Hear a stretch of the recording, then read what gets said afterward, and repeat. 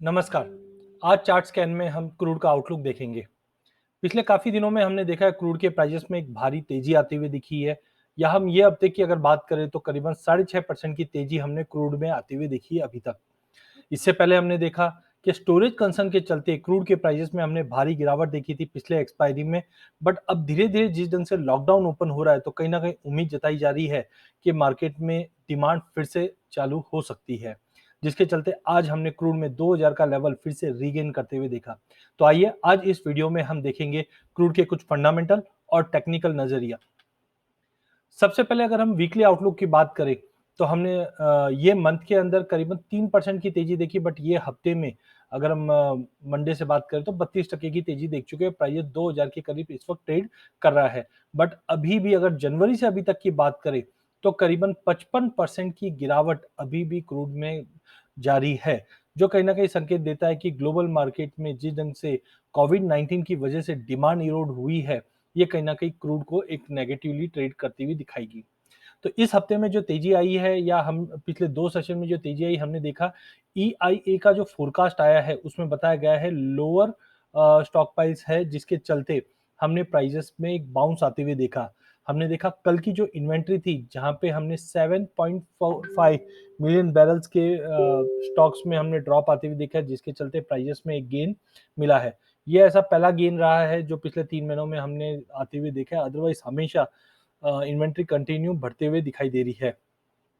साथ में हमने देखा ईआईए का जो ग्लोबल एनर्जी डिमांड है, वो ड्रॉप किया गया है 8.1 मिलियन बैरल्स का ये साल के लिए, जो अब हो चुका है करीबन 92.6 मिलियन बैरल, जो इससे पहले करीबन 100 मिलियन बैरल के करीब हुआ करता था।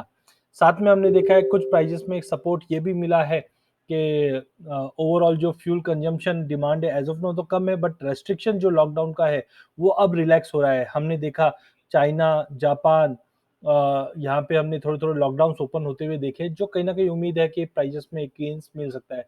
बट ध्यान रखिए second wave of virus infection, इसकी भी मार्केट में अटकलें लगाई जा रही है, जो एक कंसर्निंग रह सकता है। तो आगे के फ्यूचर भी थोड़े से डाइजी है, जिसकी वजह से कोई बड़ी तेज़ी हम क्रूड में आते हुए नहीं देखेंगे। साथ में हमने देखा डॉलर इंडेक्स में फिर से तेज़ी आई, जिस ढंग से फेड चेयरमैन पावेल ने कहा है कि नेगेटिव इंटरेस्ट रेट ये अभी कंसीडर नहीं किया जा रहा है, जिसके चलते हमने एकाएक डॉलर में तेजी आती हुई देखी है।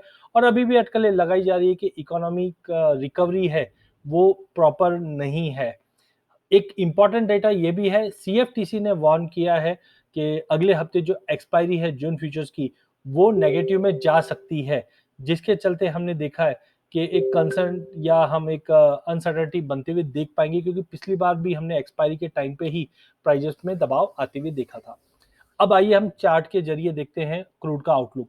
क्रूड में अगर हम देखेंगे तो जैसे फरवरी स्टार्ट हुआ था, फरवरी में हमने करीबन 4600 का भाव देखा था। उसके बाद जैसे ही हमने कोविड-19 का इम्पैक्ट आते हुए देखा, लॉकडाउन बढ़ते हुए देखा, प्राइसेस में कंटिन्यू वन साइडेड हमने फॉल आते हुए देखा, और प्राइसेस करीबन 850 तक का लेवल भी छूते हुए दिखाई दिया। अब प्राइसेस में रिकवरी ज़रूर है, बट ध्यान रखिए ये लेवल पे, क्योंकि पिछली बार भी जब प्राइसेस में रिकवरी आई थी, तो प्राइसेस 2000 या 2100 के ऊपर सस्टेन नहीं कर पा रहा था। तो हमें लगता है अभी भी आप देखिए इचिमिको का जो क्लाउड है, वो वाइडर रेंज में ही है। यहाँ पे कहीं पे भी श्रिंकेज नहीं दिखाई दे रहा है, जो कहीं न कहीं संकेत देता है कि अगले हफ्ते एक्सपायरी है, हो सकता है प्राइसेस में फिर से एक बड़ा दबाव बने। अनलेस एंड अंटिल 2100 के ऊपर प्राइसेस होल्ड नहीं करते, एक बार 2100 तोड़ता है, तो हो सकता है टाइमिंग 2275 से हो सकता है 2300-2400 का भी लेवल दिखा दे, बट इसकी प्रोबेबिलिटी काफ़ी कम है एज़ ऑफ नाउ। आरएसआई भी स्ट्रेंथ नहीं दिखा रही है ज़्यादा, 50 के आसपास जाकर ही दम तोड़ते हुए दिखाई दे रही है। पिछली बार भी हमने देखा था यही एक लेवल्स बने थे, यहाँ पे आरएसआई ने वापस रिवर्स हुआ था। तो आई थिंक थोड़ा-सा कॉशियस रहने की ज़रूरत है। प्राइसेस जब तक 2100 के ऊपर होल्ड नहीं करता है या लेवल ब्रीच करके होल्ड नहीं करता है, पॉसिबिलिटी फिर से हम 1200-1300 तक के भी लेवल क्रूड में देख पाएँगे। तो बेटर वेट एंड वॉच जब तक 2100 के ऊपर प्राइसेस नहीं मूव करता है या कोई स्ट्रॉन्ग फंडामेंटल न्यूज़ नहीं आती है। सीज़नैलिटी की अगर बात करें तो मई मंथ में पिछले 3 सालों में हमेशा हमने गिरावट आती हुई देखी है, जो कहीं न कहीं संकेत देता है कि प्राइसेस में वापस गिरावट का रुख चालू रह सकता है। अधिक जानकारी के लिए आप हमारा app Kedia advisory Google play store से डाउनलोड कीजिए। इस ऐप में आपको लेटेस्ट न्यूज़, लाइव कॉल्स और रिपोर्ट्स टाइम टू टाइम मिलती रहेगी।